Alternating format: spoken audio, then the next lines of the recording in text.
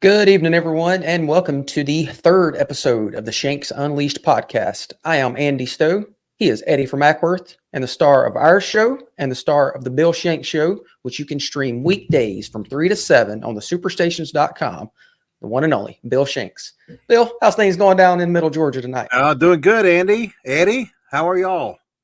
Good. I'm doing well. I haven't talked to you guys really since, I guess, before Thanksgiving, so I hope y'all had a good respite holiday with your family. And Bill, I heard you had some crappy food, but good times with your family, and so that was amusing to me. Yeah, I had some bad dressing, which really stinks. Well, I do not like dressing. I don't even eat dressing. I know you're un-American. Are you with Hamas? I could be a communist. What is wrong? You don't like dressing? Oh my God, like Eddie! Please tell me you do. I know. I do, but I'm particular about it. It's got to be good, Bill. I mean, like you said, if it's obviously right, it's got to be good. But yes, I'm not a communist. I'll put it that way. You're from New Orleans. You probably have oysters in yours. Oh God. No, we eat up here, Bill. We don't go to New Orleans though. Okay, but yeah. Yes, my mom apparently makes the best dressing ever. I've had it. I don't like it because I don't like dressing. But yes, everybody loves my mom's dressing. So I tell you what, I will get her to make you some dressing, and I will get it to you. So I will. That makes zero sense to me. That makes zero sense. It's your mom too. On top of it, come on. Hey, I eat most of the stuff she cooks, but I don't like dressing. it's the stuff that's in like mushrooms. I think mushrooms are in it. I don't like the crap. Well, that's the problem because mushrooms are supposed to be in your yard, not no daggum dressing. Okay, maybe they're not into dressing. I can't remember what all's in it. I just know I don't like the crap. No. Yeah, okay, yeah. No, I'm going to have some good dressing from the steakhouse restaurant in Hawkinsville for Christmas. I've already been promised that. Okay. By the way, I think 3 weeks from tonight, I'm going to be in the steakhouse restaurant in Hawkinsville, and supposedly I'm going to be there with Santa. I don't know who's going to be fatter after I go through the buffet line there, but it's going to be me and Santa at the steakhouse restaurant in Hawkinsville. So God help us all. But I hope I don't scare small children from Pulaski County. But yeah, so we're going to have that and really enjoy that. But don't like dressing. I mean, first of all, my problem with the dressing this year was it was made from regular bread. You have to have cornbread dressing. Yes. Yeah. Tell my mom she does cornbread. Okay, because regular bread is like mush. And that's true. Gross. I mean, for me to to take the pan and open the lid of the trash can and to dump it in it had to be bad dressing. And I had but anyway, so yes, other than crappy dressing that tasted like shit on a stick, everything was fine. And I would assume the person who brought it to you is again not listening to this show, right? No, they're not. Okay, good. Just clarifying. Yeah. Okay, so do you do turkey or ham, or do you do turkey and ham? I do ham. I don't like turkey. Oh my God! Now that's where I think you're an idiot. You're communist. I'm not a communist. Yeah. Y'all both like turkey? Now wait. Let me preface this by saying my mother-in-law smokes turkey, and she does it to perfection. Okay. If you dry it out, Bill, turkey's horrible. Oh. But she does it perfectly, and it's juicy and it's tremendous, and it's even better the next day on a sandwich. Oh my God, that's the best. Yeah, no, turkey has taste, but if it's dried out, no, it's terrible. Like I don't know, Joan Rivers coochie, then you're trouble. The woman is dead, Bill. She's dead. Well, she was the one that used to talk about it, so I thought that's true. That's true. Hey. I don't know where to go from there. Unleashed. You wanted me unleashed. Yeah, I know. There we go. You wanted me unleashed. This is what we pay for, is for the unleashed Bill Shakes. So. Well, hey, before we get started, I got to tell you guys this, because I was sitting just killing some time before the show got started, watching the pre-NFL, whatever you call it, on Amazon. And I learned two things. The first of which is you can go 4-8 and be named sports person of the year. I'm talking about one Deion Sanders, 4-8, and they're over there drooling all over this man on the pregame. The second thing, guys, Von Miller attacked, I think, his girlfriend, whatever. I'm not dismissing or trying to belittle any of this. That's awful. But he attacked a pregnant person, and I don't know what the hell that is. That's what they said on the broadcast. I don't know what that is. First of all, it better be a pregnant woman. No, they said person, Bill. Pregnant person, because I listened very specifically. That's what they said. Okay. But anyway, that's sickening. But I had on my rundown today, Sports Illustrated named Deion Sanders its sports person of the year. They were 4-8, and because I was, on the show with Auburn Breath, Christopher Hefner, I couldn't get to it. Because I was shocked as well about that. It's like, first of all, sports person of the year, what the hell? Number 2, 4-8. What the hell did he do? What did he do? I mean, Alex Page says he brought in revenue, in which that is true. Well, I'll give him that. He did get some eyes out there, okay, but sure. But then he turned around and choked at the end like that and went 4-8 overall. It's like there's no reason he should be your sports man of the year. The man's got a pecker. He's a man. It's not a. No, correct. You're right. I have no desire to do this. It's like he is a man with a penis, as far as I know. Now, I kind of wondered about it a little bit when he came into Georgia Dome and said, "This is my house." I kind of didn't call him a man that day. I called him something else. But anyway, you got to be kidding me. It's absolutely ridiculous. Throw him under the bus for this Thursday. Unbelievable. And, to be woke and have to do that sports person of the year bullshit is embarrassing. You're either a man or a woman, and you're not leaving your Sports Illustrated, which is a joke, by the way. The damn magazine is a joke. You're not leaving it in a hybrid bathroom for transvestites to watch and read. Well, my question to that also is, why not Jimbo Fisher? I mean, why isn't he coach of the year? Yeah, absolutely. Yeah, why not? Exactly. Hey, he should be, because he makes $77 million to get exactly. fired. That's He's my the smartest point. guy alive. That guy. That's right. Sam Pittman was 4-8. How about him? Yeah, really. Doesn't he have a chance to be 4-8? Or he's got Bobby Petrino. So. Yeah, that's a joke too. I knew you'd like that intro, Bill. That's why I did that. Oh, I just did not get to it today because we had calls and we were talking about the game. Sure. We're just going to whip Alabama's ass. But I mean, it was. That's right. It was. I saw it and I just couldn't believe it. It's like, you got to be kidding me. They've had great people on the cover. I've got them around here somewhere. You're going to unbelievable. Yeah, it's crazy what it's just. And one more thing on this. I called this, you will recall, Andy, Paul even said this, that I did not think this would work when he went to Colorado. I think what he's been doing, basically, I think he's a fraud, basically. The way he's been doing this, he could never, ever, ever have done what he did at Colorado 5 years ago when college football did not have all this transfer crap, okay? He could never, ever have won 4 games at Colorado after what they did last year. So he took advantage, and I'm not knocking him for that, but that's the way the system is. And 2, I promise you, Colorado will be worse next year, and he will not be there at the end of next year. Promise you. Well, he walks in and he tells everybody to get in the transfer portal. Right. I know. It's ridiculous. I mean, I know we've had things that have showed us that, again, the quote term college athletics is bullshit. But for that to happen and for that college to allow him to do that, I'm not saying that players aren't run off, but when your new coach walks in and pretty much tells everybody to leave. Yeah. I mean, I can't even. Can you imagine your son being a resident of Colorado Springs? They always wanted to go to the University of Colorado to play football. They go there, and then some dumbass from, the NFL who thinks his shit doesn't stink walk in and says, "Get in the portal." Yep. I mean, I would have sued them. It's like, I'm suing you because you wanted my, and I'm sure they'd say, well, it's 1 year scholarship and all this bullshit. But it's like, that was a horrible thing to do. It was an awful thing to do. And, karma's a bitch sometimes. And 4-8, all the attention and all him calling out Ed Werder and calling out all these reporters and trying to be. We coming. We coming for what? 4-8? And what?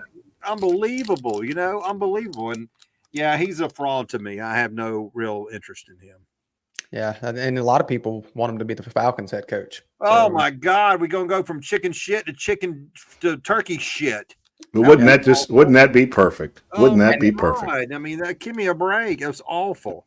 Let's don't go down that road now. Let's go into the dogs. Let's go. Okay, let's do that. Well, first we want to thank everybody that's watching us and hope you enjoyed the Deion talk, primetime coach. But yeah, we want to thank you all for watching us. If you like the Deion talk, like it and share it for us. If you don't mind, subscribe to our channel, because that way you get more Bill Shanks Unfiltered. So he is unleashed tonight, as you can tell. So, but yeah, so let's talk about these dogs, Bill, because they just went. Since we were off last week, we didn't get to talk about it. They have went undefeated for 3 straight regular seasons, 12-0 for 3 straight years. And I was listening to the Jeff Densler show today on the superstations.com, and JD said this is the first team that's ever went 12-0 3 straight years. Wow. So that is as impressive of a feat as I think you could do. Plus, we're coming off of back-to-back national championships. Now we are going to play for our second straight SEC championship up against the Alabama Crimson Tide. Given last week versus Georgia Tech, we didn't look great, but I think a lot of that was, probably trying to just play it close and not, just trying to get out of there without as few as injuries as possible. But this weekend, I think, is one of, if not the biggest games in the Kirby Smart era. We beat them 2 years ago in the national championship, and they keep saying, yeah, but if it wasn't for Williams getting hurt, if it wasn't for Mechie getting hurt. So am I overstating that? Am I understating it? Am I wrong that this is one of the biggest games ever? Well, it's hard to believe that a team that's won 2 straight national championships has to win one game to try to prove something to people. But I think it's true. I had Brett Beard on my show today. God bless him, and I love him. But, he was still pushing back on the advantages Georgia has and saying, well, Alabama's done this. Alabama's done that. And, okay, look, everybody should take up for their school. The 3 of us are going to take up for Georgia because we watch them all the time. We bleed red and black. That's the way it is. I do try, like when I make my notes, and Eddie's seen my notes before. I've sent them to him in the past. I do try to take an objective look and look at things that I can bring out on my show that are good talking points for why Georgia may not win or why they may have trouble.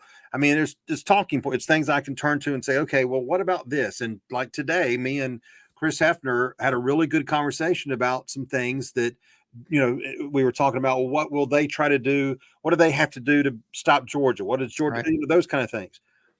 And when I did my notes on Sunday night and I saw the statistical advantages for Georgia when it came to a lot of simple stats, if you will, but it's like, wow, they have a better defense. Their offense has been better. They have protected their quarterback better. The only thing they haven't done better than Alabama is sack people. And then you look at the depth. Now, I don't know the Alabama roster inside and out like I know Georgia's pretty well, but I don't see the depth that they have. I don't see them running 3 and 4 people in on offensive line, defensive line like Georgia is in and out, the rotation stuff. Maybe they do. I just don't. I think Georgia has a clear advantage in this game. And, the injuries obviously are a question mark. Will Brock Bowers play? I think he will. Mm-hmm. Sounds like a game time decision. Doesn't sound like Ra Thomas is going to be able to play. I think Tate Ratledge is going to play because I was in the field last week before the game. And I took a picture of Tate Ratledge right there in front of me because I like to watch the linemen, and he was there. Bowers was there. And then I get up the press box and he's not playing. So, but how many times this year have we had somebody out and it not seemed to matter? Even if Georgia were to lose on Saturday night, are we really going to say, well, if they'd had Ra Thomas, they may have been okay? Yeah, he's not that. Even we've had Brock Bowers miss games, and so that's no shot at Ra. He's not Brock Bowers. No, and so, but okay, if Brock Bowers is out and the offense scored 13 points, oh wow, they really missed fucking Brock Bowers. That was a big problem, right? But Ra Thomas can be replaced by Arian Smith or by Dylan Bell, or they can go down the line. Marcus Hornsby-Jackson, caught 1 pass last Saturday, if that. I think he's caught 2 passes in 2 weeks. 1 target last week, but no catches, right? Yeah, I think so. And so I just think I think Georgia's the better team. That doesn't always mean you're going to win, but I don't see this team taking a step back. And I think last week's performance has nothing to do with what they'll do this week. That's like saying, well, they didn't play very well against Ball State, so they're going to wet the bed against South Right. That's bullshit. That's just bullshit. Well, here's the thing for me about Georgia versus Alabama this weekend. So I know you're not supposed to take one game, which I'm going to go back to last weekend and compare the Tech Georgia and the Bama Auburn game. I know that has nothing to do with this Saturday. But watching this Georgia team throughout this year, they have grown up every game. Okay, they have been tested. Remember, starting with Florida, oh my God, this 4-game gauntlet. They're going to lose one, maybe two of these games. And they destroyed that gauntlet. Okay, but going back to last weekend, and even before that for Georgia, Georgia has been in control of every one of those games. There was never a point where you looked at this and you're like, oh my God, Georgia may lose this football game. I never once thought that. Never once during the Tech game. It was not a pretty game, but we were in total control of that game. That was week 12. Alabama was in trouble until a miracle play on the road with a shitty team. They were going to lose that football game. They should have lost that game. They should have, 100%. That's the difference to me, is we were in control all of those games down the stretch. Bama was in trouble. They were on the ropes, and Bama is tons better than Auburn, or should be at this point in the season, right? That's the difference to me. Yeah. No, I agree. I think you're right. And, you know, you can get bogged down in comparing opponents, right? And you can say, you know, people could bring up the Auburn game. Well, you were tied with them at the halftime. Oh, South Carolina gave you trouble.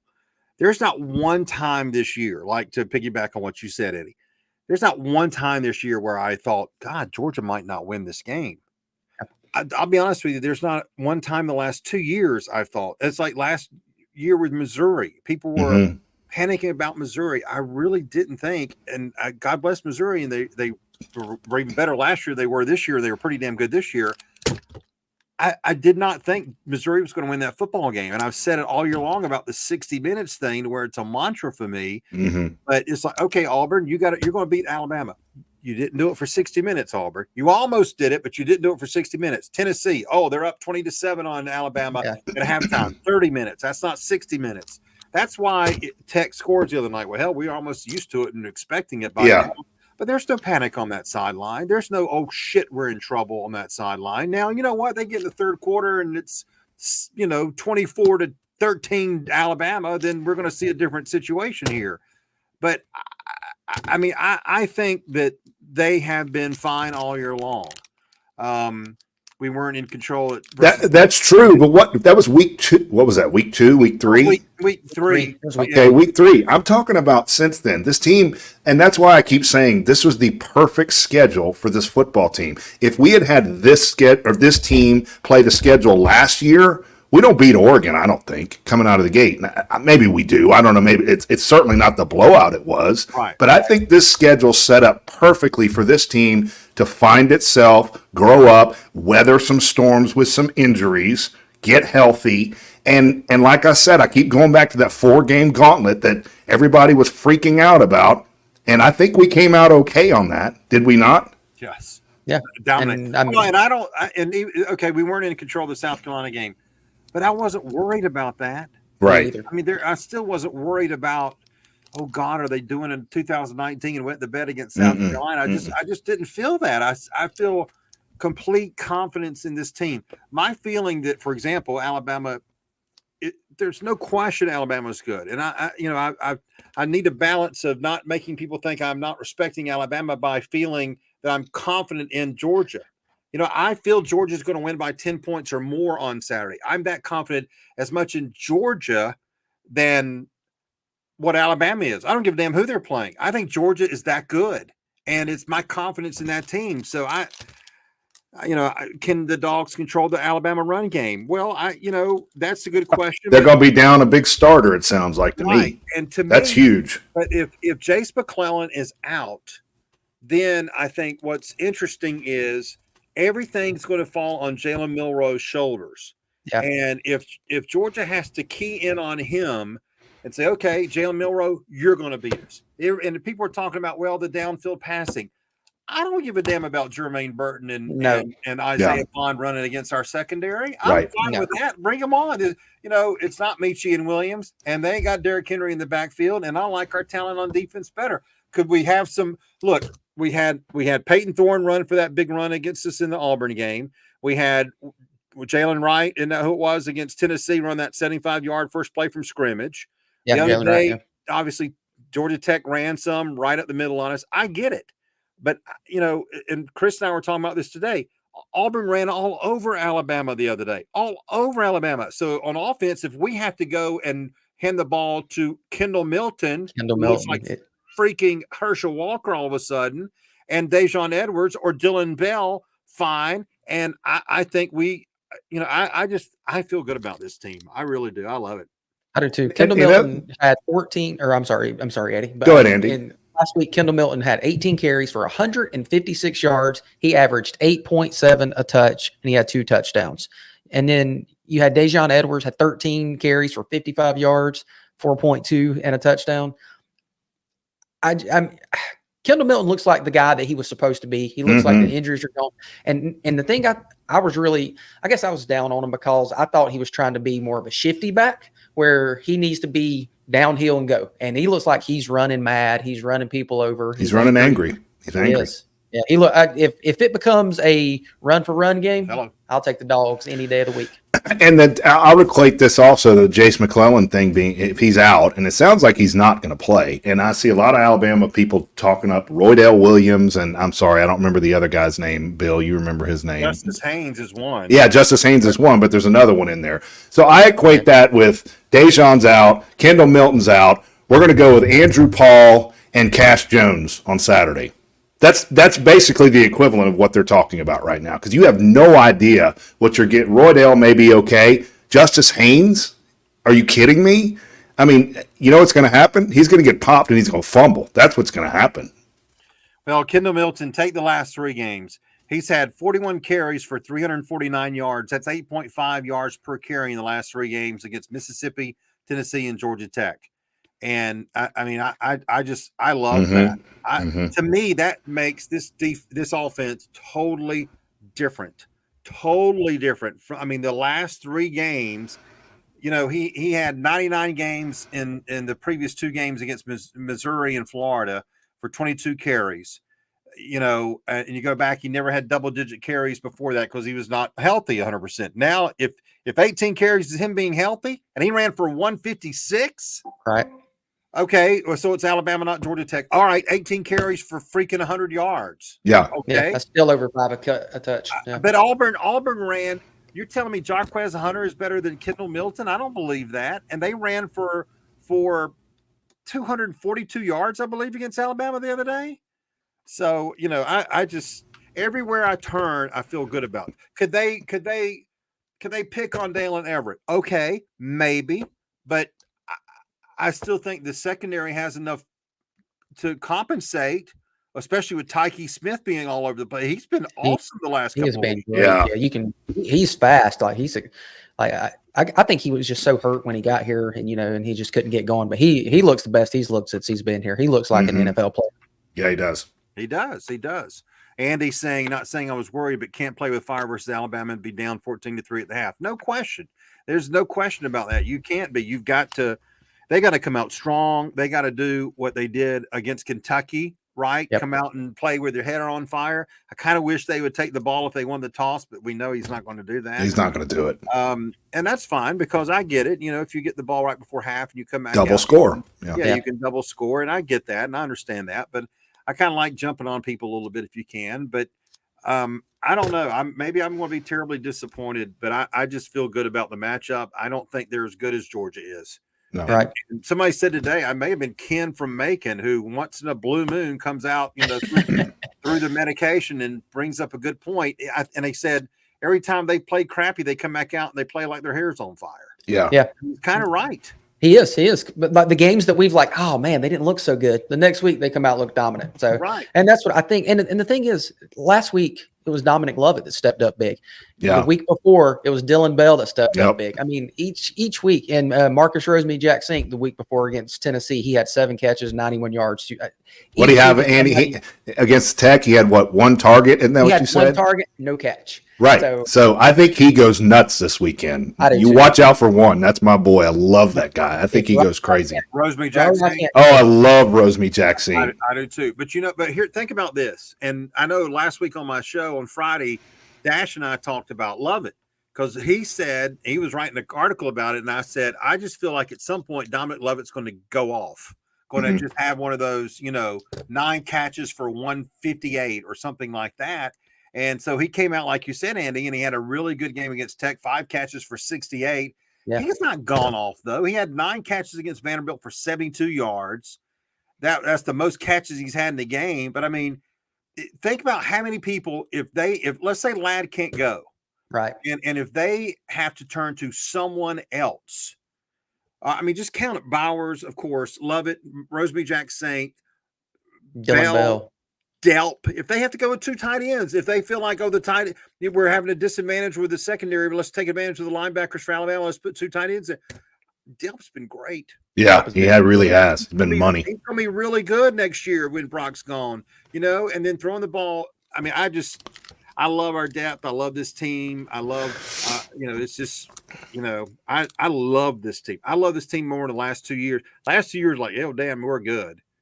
And this year, it's like, wow, watch us be good. Yeah. Yeah, absolutely. Yeah, they're fun. They're fun to watch. Bill, I thought one of the most fascinating things I heard on your show this week was when you talked to Brent Rollins, who's one of the best, by the way. If you're not following him on Twitter, please follow him. Brent Rollins, PhD, I think is what it is. Yeah. He analyzes the Georgia games. And he brought up what our boy on CBS Network, the announcer, always talks about, or he talked about how they took away the read game from Jalen Milroe. In other words, it was hand the ball off or pass the ball. He's not doing any read options at this point. Okay? And if that continues, because I think they changed the offense to mirror that for him, because he's not good at it. He can't do it. And we watch Haynes King torch us because he can do it. He can do that read option. And you have to account for that as you're going through your progressions. If he's not doing that, Bill, and they can just key in on the running back or key in on Jalen Milroe, I think they're in real trouble. I do too. I agree. I agree. And think about C.J. Allen. Think about those linebackers that can create havoc. Think about Jalen Walker. Think about the guys who can. It's like, all right, I know last week they had trouble with some of the Tech runs and everything, but I still think, I don't know. I think our defense will be fine this week. I don't, because especially if McClellan's out, and hey, maybe Justice Haynes comes in and runs 7 times for 90 yards. I don't know. I mean, I know he's a great young prospect. Yeah. They haven't done this year. They haven't done anything this year. And it's like, all right, this is going to be the best defense they played against. We're better than Texas.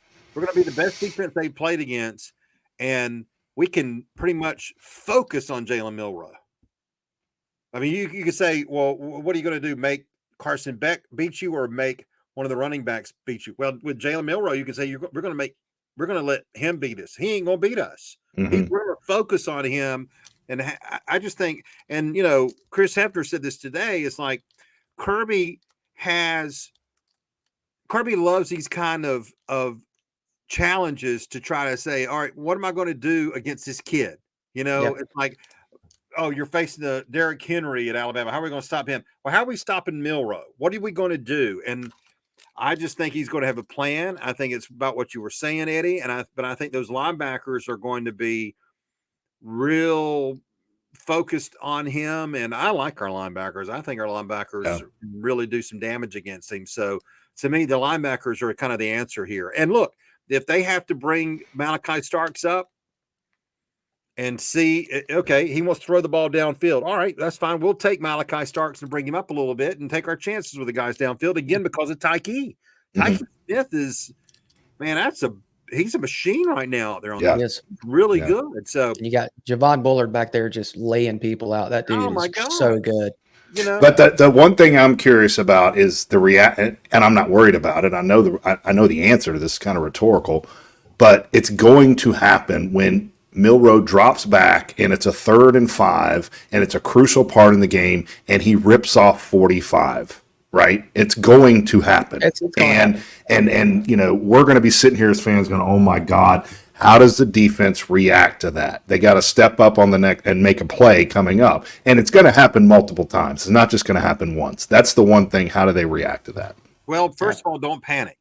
Right. You didn't panic when Tennessee ran for 75 yards first play from scrimmage, and you don't need to panic because they're going to get some yards. I mean, Yep. okay, if they get 350, they're going to put some points on the board. We know that. We're not going to shut them down per se, but I don't see it. I don't see them. If they don't have a big tight end that can do damage for Georgia, Right. there's got to be multiple threats against this Georgia offense. There's got to be, I was watching Ohio State last week and even Michigan. It's like their running backs are really good, both of their team. But I know Ohio State's got Harrison, but it's like, all right, I keep on trying to find someone who could do damage against Georgia. Who could really give them hell. And then I watched McNamara, JJ, and I'm like, Georgia would absolutely whip eat him their alive. ass. Yeah. With that supposed great offensive line. I think he's so damn Please. slow, they would eat him alive. They are going to kill. If they play Michigan, they are going to beat that team to death. That team is not going to do anything. I'll say this right now. If Georgia passes this test on Saturday, which I think they do, they will walk into their third national championship. They will not be tested in the playoffs or the national championship. This is it right here. This is their challenge. Well, I hope they don't. I'm not disagreeing with you, Eddie. I hope they don't feel that way because Kirby doesn't want them to feel that way. I don't think they feel that way. I feel that way. Yeah, no, I know. That's how you get clipped. But yeah, I agree. I mean, but now what is interesting? They had I think Bill, you mentioned it today on your show that they had the lines out for like hypothetical games, and the closest game was Georgia versus Oregon, and Georgia was just a 1-point favorite in that game. That was the closest one. Wow. And I think the biggest, or I think Georgia was like a 10-point favorite over. Yeah, it was some big score over Michigan. 15 over Florida State or something like that, I think. Yeah, and 10 at Michigan, and I think over Bama, of course, 6. But to that, I'll say real quick, everybody's just saying Oregon's going to beat Washington. Hey, Washington has been doing some things this year. They're getting it done. Everybody's just discounting that Oregon's going to win that game. Watch out for Washington. I'm telling you right now. Washington is hearing everybody in the country say that Oregon is going to beat them. Right. That game. I said Oregon would win, but I don't know, man. I'm starting to think that Washington is going to win that game. I think when you hear it all week. That's all you're hearing about. Exactly. You're going to lose. So. You're right. No, you're right. And I think, if I had to bet, I would think Oregon's going to win, mainly because it's hard for a team to beat someone twice in 1 year. We found that out, 2 years ago when we beat Alabama after they beat us. We found that out when we beat Auburn after they beat us. Right. So, I could subscribe to that theory, but Michael Penix is pretty good. He's good. He's real good. And they got a good defense. Washington's got a good defense. Yeah. I'm anxious. I can't wait to watch that game tomorrow night. That's going to be a lot of fun. Yeah. I'm looking forward to it. Before we before we move on, I did want to say I posted the StreamYard link. If anyone wants to hop on and chat and ask Bill some questions, you can just click on that link and you can join up and you can come in and chat with him. But before we do move from the Georgia Bulldogs, I know you'll give your predictions tomorrow, and Eddie, you'll probably, I don't know if you'll call in to Bill's show and give your prediction, but if he'll let me on the air, I don't know. Not sure. Yeah, questionable. I think Georgia is going to win. I think they're going to score first. I think they're going to score last, and I think they're going to win 41-27. I think they are going to dominate this game. Wow. Yes. I'm talking about Tate Ratledge earlier. I saw him today. If he's injured, I must be injured because he's walking and looking better than I could possibly ever walk and look. He looks great. No way. I mean, I was right down there. I mean, I'm telling you, I was right down there, and there was no way that kid was injured. He was right there on the sideline. They were holding him out. There's no question about that. They were. I mean, I don't know if y'all can. Is it too bright? It's too bright. Yeah. I mean, it's Tate Ratledge right in the foreground, watching them. But I mean, he was fine. He was fine. I really believe that. So I'm with you, Andy. I think he's playing, and I think Brock will play. And we gotta hope Ladd can play. There's no question Ladd would be a huge boost for this team just to see him out there because they love Ladd like they do Brock, and he's a great talent, and he's so good. He's so good. I know he's so fun to watch it, and he's just he's sneaky good. That's why he's good. Yeah. It's like you watch him, and it's like, holy crap, look at that kid play, you know? And so he's so what is Ladd's issue? I'm sorry. Is it an ankle or is it his back again? Okay, so it's the ankle from when he made that when he made the catch in the end zone against Tennessee, and he kind of was that what it was? I'm pretty sure that's what. Yeah. Yeah. But So lower, that's it's lower. It's not a high ankle sprain. It's lower. Okay. Yeah. Okay.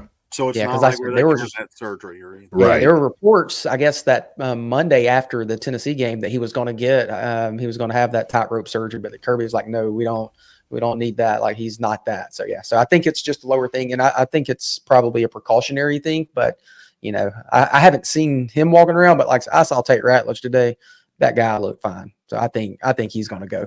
So well, and even if he doesn't, I still think they're okay. You know. Yeah, I know. But I just you know, because they were talking the other day about how Mims comes back and look at Mims, and then, you know, Ernest Green played better after having a couple of shaky games, you know, and then they're just loaded. They're loaded everywhere. They've got a lot of talent, and it's like, I know that Dallas Turner is probably the best defensive end rush, you know, sack man, disruptor is what I was looking for, that they played all year long. But I mean, they have not let that boy's jersey get dark one time. Yeah. He's been clean all year long. I joked today, it's like he ain't even washed that jersey since the first game of the year. It's that clean. It's like 10 sacks in 12 games is incredible. Well, he is sneaky fast too. Like he's quick in the pocket, but last week when he took off versus Tech, like he was moving. Like he is actually fast, not just, I don't know. He is playing some great football. The quick release, Andy, to go along with that. Yeah. That was another thing, Eddie, that Brent talked about on Wednesday, was the unbelievably quick release, like one of the best in the country at getting rid of that ball. So you've already got time to throw. You've got time to throw. You're not being rushed, but yet you've got a quick release. So that is an unbelievably dangerous combo of talent to be able to have at your disposal. And I love that. I love that ability for him to do that and to have those kind of, I mean, it's, you know, it's really, really cool. Well, one more thing on the importance of this game. So I went back and it made me vomit all over again. But they did a thing with the Eagles back in August, and they focused in on Nakobe and Jordan and Jalen and Keeley and all those guys from Georgia, and they did a little show with them together. It was so cool. But this really stood out to me, was they were talking about their accomplishments in Georgia, and Nakobe said he listed a bunch of things he wanted to do at Georgia. And the one thing that he didn't have was he didn't graduate and he didn't have an SEC championship. And Keeley said, well, you can get one of those. And he said, yeah, I'm going to graduate, no doubt. But that right there, when I heard that, and Jalen's kind of laughing over to the side, you could see it because he has one, right? This is so important to them to win this SEC championship. And it's doubly important because it's against the enemy. Yep. And that's what Kirby has been pounding that. He was on the on the PA system this week. Like we heard him yesterday. He was saying, this is for an SEC championship. I mean, he's yelling and cussing, but he is making sure they know that this SEC championship is as important as that national championship. They're and this is probably the last time it's this important, right? Because next year I mean, it means something, but you know what I'm getting at. No, you're right. No, you're seeding. 100% right. Yeah. And because shoot, if we were to lose this game, if this was next year and we lost this game, we would be having a home game in Athens. So, which I know, Bill, you've been saying you don't want them to lose, but that would be cool. That would be. Really cool. Look, I cannot wait for when we lose the SEC championship game and we host, you know, a big time ranked number 11 or 12th ranked team in Athens. That gives me chills to think about it. It would be awesome. That can you imagine Athens and a playoff game? 35 degrees in Athens with playoff. Oh man, you know, and no, I mean, look, I look at winning the conference like I do with the Braves winning the division. The Braves, you know, they always want to win the division. They do, and I think Kirby Smart always wants to win the conference. I really believe that. And I just think you've got to have a goal like that to really believe that it's important, you know. And I think Kirby stresses that to these players. So I love that. I love that. But yeah, at some point they're going to lose the SEC championship game again, and they're going to host a game in Athens. It's going to be freaking awesome. Yeah, and we're not going to be too sad about it. Yeah, no. But I'm glad to hear about what Kirby's been screaming at the players. Oh yeah, this he week is pounding that on them this week. And here's the other thing though too. It's like you got a winning streak that's kind of historic. Yeah. And you want to kick that damn can down the road as long as you can, and I've compared it to a hitting streak. I remember, Eddie may remember this because he's older than I am, but when Pete Rose had his 44-game hitting streak, and the Braves stopped it, that damn thing was national news. It was unbelievable of how much they were going in the middle of the prime time schedule on network TV to go have Pete Rose's at bats because of how big it was. And of course he wanted to keep it going. And it's like a winning streak. Why wouldn't you want to keep it going? And Kirby knows it's going to happen sometime, but you know what? You kick it down the road. Let's do it next year. And I've always said too, look, Kirby knows what's going to change next year. We have no clue a year from now on November 30th, 2024, what we're going to feel like, what's going to happen, how it's going to be, how a week off is going to be, good or bad, kind of like the Braves crap, when they had a week off. We don't know because it's going to be brand new. So you know what? You got to push all those chips in the table for this year and do everything you can to win right now. So that everybody's saying, well, the last 3 years of that 4-game playoff thing, Georgia won it all. Yep. And Kirby knows what's at stake. That's the thing. Absolutely, man. You got to do that. Well, Bill, I don't know if you know Chris Taylor, but he listens to a lot of the UGA sports podcast. He's always on there. He's a great dog. So Chris, I don't know if you know. Yeah. Hey Chris, how are you? Doing well. How about you? Good. Enjoy what you guys are doing here, and just want to jump in and say hello. Say hello to you, Eddie, and thank you, Chris. I missed the very first few minutes of this, but I tell you, one of the things that I've been getting a kick out of is the battle between the two fan bases to compete for who's the underdog or who's getting slighted the most. That's cracking me up because everybody's wanting to trigger their trigger the inner kind of pep talk that that they're going to use to get motivated and all that stuff. And it's just kind of funny to see how. Well, I don't think there's any question this year Alabama's the underdog. That's the way it is, But I keep seeing Georgia people try to steal some nobody's everybody's picking Bama to win even though Vegas is not. Right. Rick Newhousel said that the Church of Saban would be back, and he said they're going to win. So I could see the Georgia people trying to snag a few headlines and clips, and it reminds me of the last year's what we know now is bogus. What was it 7-5 or somebody planning play up that storyline, and Nolan Smith played that up all year in the 7-5. That's right. It's an interesting week to watch just social media and things like that. But tell me this: so as a Georgia guy, and as a fan for life, you kind of everybody has, I think, their own rivalries that they the other fan bases that they just cannot handle. Like that, it just makes them see red. And I feel like Alabama, even though we've had these recent just battles with them for the kind of the top spot. Obviously Georgia has had recent success, but I mean Alabama's obviously have been on the run that they've been on for over the last decade or more. Right. But how do you characterize the the flavor of this what I won't call it a rivalry because I don't particularly think it is a rivalry traditionally, but how do you guys characterize these two fan bases?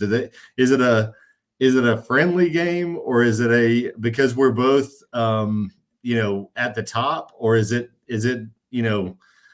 dirty? Like we just came through Georgia Tech, and every year I remember how much you hate Tech because you get to Tech week, and it brings back those emotions and kind of that localized kind of like hate match kind of thing. Florida's, obviously Florida, but sometimes I have a hard time with, like, how do you characterize the Alabama-Georgia matchup? From a fan base perspective. Yeah, I don't think it's dirty. I think Auburn's dirty. Mhm. I think Tennessee's dirty. I think Tennessee's Florida's dirty. dirty. I don't even look at Tech as being dirty. Right. I think Georgia fans hate they're every Georgia fan hates either Auburn, Tennessee, or Florida. Mm-hmm. Some Tech. I hate all three of them. I hope You they can all put Tech die. in there too. I mean, I hate probably. I like to make fun of Auburn. Mhm. Auburn's more fun to make fun of. I hate Tennessee. Yes. I think they're fucking hillbillies. I really do. I hate Tennessee. Florida, I don't really hate right now. And people can't believe that because I'm from Waycross. I'm in South Georgia, but I don't hate Florida because when I was growing up, we beat Florida's ass. Right. Yeah. I think. Let me tell you what's going to make them hate us, though, Chris. Mhm. If we win 48 hours from now, Mhm. that means the last two games we've played is beating them for the national championship and then beating them for the SEC championship. Right. When's the last time somebody has beaten Alabama twice? Oh, that's a good question. When's the last time someone has beaten Alabama twice in a row? That's a You really get good mad and hate people when they beat you.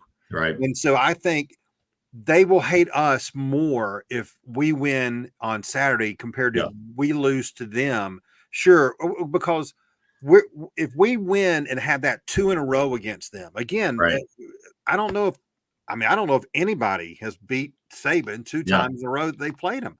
So it's like I think that could make because look, and Brett Beard today on my show, he's an Alabama reporter, and he thinks Bear Bryant's working at a gas station in Anniston, so he's sucks it up bad.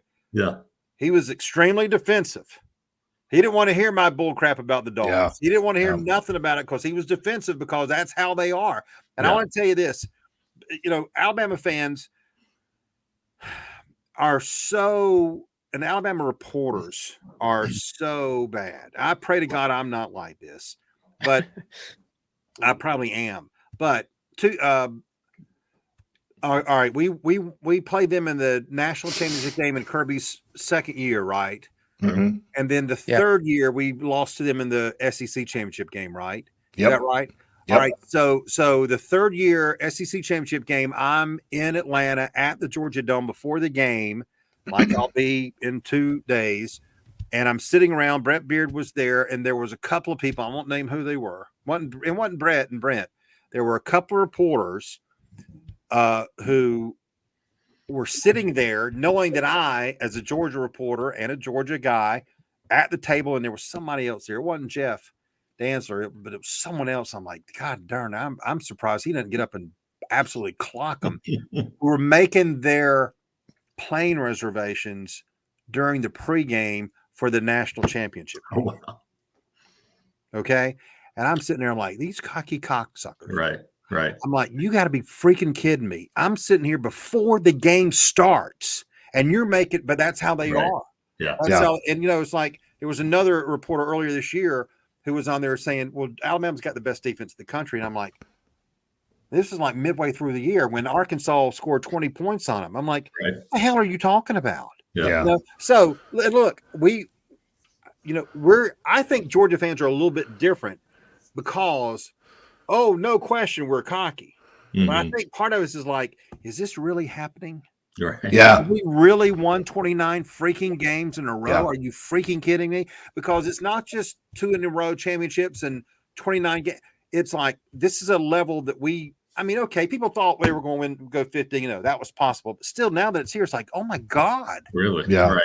So Bill touched on it a little bit, and I totally agree with what he's saying. And I'll describe the rivalry this way. Georgia, myself included, fans hate Alabama because of all the PTSD they have caused us, right? They have broken our hearts so many doggone times. Okay, I was there in 2012. The confetti flying on the field. I didn't know what the hell happened. I looked at my wife. What the hell just happened? They won. We had to walk home. I've walked that walk of shame many times with Bama.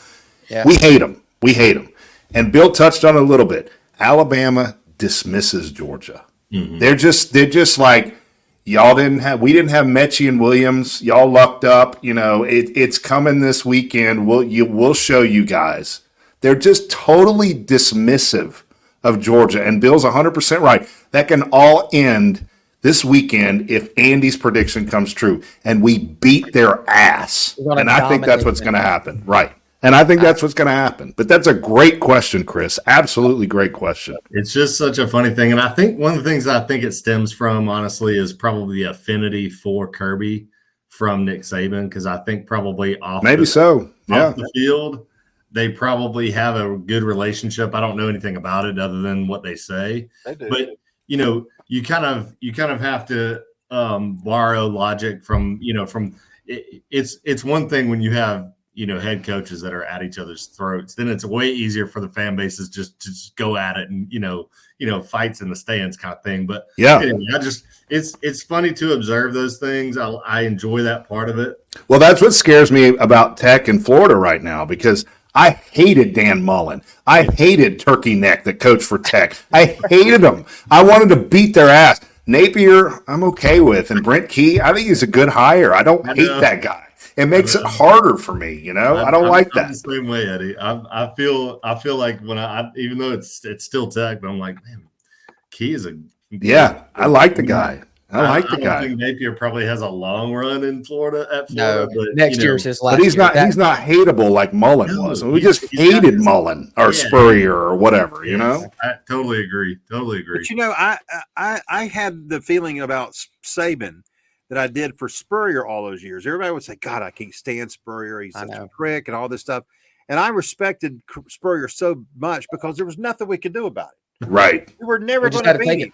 We were never going to beat him. Ray Goff was never going to beat him. God bless him. Jim Donnan was only going to beat him that one time. Rick couldn't beat him. I mean, it's like you were never going to beat him. And I always said that, well, if Georgia can't win, I'm going to root for Alabama because I never root for Auburn. I don't care if they're playing the freaking Dodgers. New Mexico State.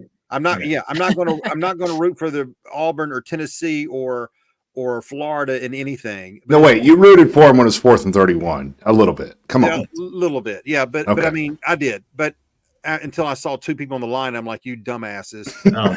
But it's like, but I rooted for Alabama. Like when Alabama would play Clemson, holy shit. Yes. I'm rooting for Alabama all day long, Yeah. Because I respected Nick Saban, but now it's like, and there's no question. I mean, we screwed up in 2012 when we didn't spike the ball. Mm-hmm. We got screwed with Tyler Simmons. There's no doubt about that. Yep. And it's like, I mean, 2 years ago in the SEC championship game, they whipped us. There's no question about it. But let us win Saturday, and you know what? Their hatred for us will take over, and then we'll turn around and hate them because we got to go to Tuscaloosa next year. Yep. So if they get their revenge next year in Tuscaloosa, guess who's going to return the hate back to them? Yep. Right. Yep.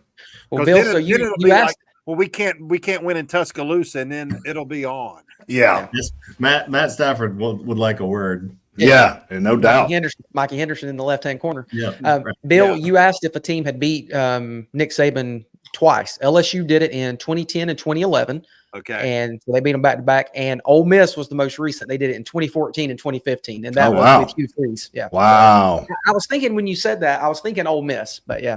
So that was they did it back-to-back. So, I think that's the only two times that has happened. So, yeah, a Nick Saban coach team. So, yeah. But, the other thing is, I'm sorry, Andy, but the other thing is all those years that all these assistant coaches have lost to Saban, and they were like, ain't nobody ever going to beat Nick Saban. Y'all wasting your time. Ain't nobody going to beat Nick Saban. And then Kirby did for the national championship game is like, Kirby beat him, and it was Jimbo Fisher. He wasn't the first. That's right. Jimbo was the first. Jimbo was How about the first. Jimbo? But when Kirby beat him, it was like, oh crap. Yeah, because even Kirby was better than Jimbo. They did, and they saw, and even I know they don't want to admit it, but they know in that national title game when Tyler Simmons was on sides, they knew that we were better. They knew we should have won that game. They won't admit it, they'll lie and say it, but they knew we should have won that game. They won't admit it. It's like the Mechie and Williams thing. Our guy J-Rad on Twitter, and he gives Brett Beard hell. Yeah, he does. About Mechie and Williams. It's like everything, well, they would have done this if not for Mechie and Williams, whatever. I mean, you just think of something and he'll throw that up to Brett Beard because that's all they talk about. And they still, if you got into a conversation with them and you really were serious and led them down that road, they would say, well, it really wouldn't have happened a couple of years ago if not for Michie and Williams being right. Yeah. J-Rad would be like, I went to the grocery store to get some bread, but it was out, and it was because Michie and Williams wasn't exactly. there. He just it's great how he does stuff like that. Yeah, but it's like, come on, man, give us a little bit of love here, They don't want to because they see what is happening. And if Georgia, and which I think they're going to, wins 3 in a row, and it's really the first team. You can talk about Minnesota all you want, but that was in the 40s. When Georgia wins 3 in a row, they are going to melt down in Tuscaloosa. They will be. Well, they're already mad because Bama has not done what we did. I mean, Bama won back-to-back, but that was not during the playoff era. That was not during the 14. We did it in the playoff era, and that's harder than what they've done. Sorry, it is. If Kirby Smart wins 3 in a row, they will lose their minds. They will go nuts. So it's going to be epic too when it happens. I can't wait. I'm here for it. I'm here for it. Well, we got like 3 or 4 minutes. Bill, I want to get your take on and CT, stay if you got time to stay. I want to get your take on the Braves. I know that we haven't heard anything yet about a trade, but there's a lot of talk about Dylan Cease potentially coming over because currently right now the starting rotation is Max Fried, Spencer Strider, Charlie Morton, Bryce Elder, and then it could be Lopez or it could be Smith-Shawver. So Lopez, yeah. Yeah, so he's he might be a bullpen guy. They haven't, they said they're going to try him. But they got him for both, right, Bill? I mean, he's there for both, right? And he's more reliable than what we've had in the past. So, Bill, who all would you trade for Dylan Cease? If you were making the trade and if they said, okay, we want AJ Smith-Shawver, we want Vaughn Grissom, and maybe 2 other prospects, do you do it? Where do I sign? There you go. That's all I needed to know. So. Hurston Waldrop too? No, I wouldn't do Hurston Waldrop. I would do AJ Smith-Shawver. I would do him in a heartbeat, and because they do have Hurston Waldrop, right? So I would say, we'll give you AJ Smith-Shawver. So if they ask for both of those pitchers, you're out. No, I'm out. Okay, I'm not going to do that. Yeah. I'm gonna say Vaughn Grissom. I'm gonna give Vaughn Grissom to them. That's someone they can plug and play right now and be a starter on their team. I'm going to give them Bryce Elder, and I'm going to give them Dylan Dodd. They may not want Dylan Dodd, but I'm going to give them someone like that. Right. I would think AJ Smith-Shawver is a big time prospect, so that's a really good prospect to put at the top of the package. Vaughn Grissom, I think, should have very good value, even though he's a little bit older. And yes, there's questions about his defense, but I think there's still value there because of what he can do offensively for a team that's going to be second division right off the bat. Bryce Elder was an all-star last year. I think you got to have that to be part of it as well. So yeah, I would definitely have a package ready. And look, they're talking to Chicago. I know this. Everybody knows this. I mean, Dylan Cease is a very attractive piece for them. He's from the Atlanta area, and look, I mean, even if I didn't know they had talked to him, of course they talked to him. He has 3 straight years of 30 or more starts, 32, 32, 33. He has 3 straight years of 200 strikeouts. Mm-hmm. Alex Anthopoulos loves strikeouts per 9 innings. His number is right there with Spencer, and in the top 10 of strikeout per 9 inning with starting pitchers, I'm pretty sure that Strider, Morton, and Cease are all in the top 10. Yeah. So they're going to want that type of pitcher. And so, yeah, I think they want him. But the problem is, like with all these pitchers, the competition is unbelievable. Yeah, everybody. These teams that have Dylan Cease or someone like that, or if you are a free agent, you got so many people that are interested in you that it's just jacking the price up. I'm sure Alex Anthopoulos is probably pissed that he doesn't have something done by now besides Reynaldo Lopez, because he usually gets things done pretty quickly. So, sure, they ought to be a very good candidate for this. I think they can put together a big package. I don't, if they were to demand Hurston, Waldrop, and AJ. I just don't think he's going to do that. But I don't know. I mean, look, he doesn't just want a starter. He wants a playoff He wants starter. an ace. He wants There's an a ace. difference. You know, there's a difference. He wants someone that you know that if they're healthy, they're there.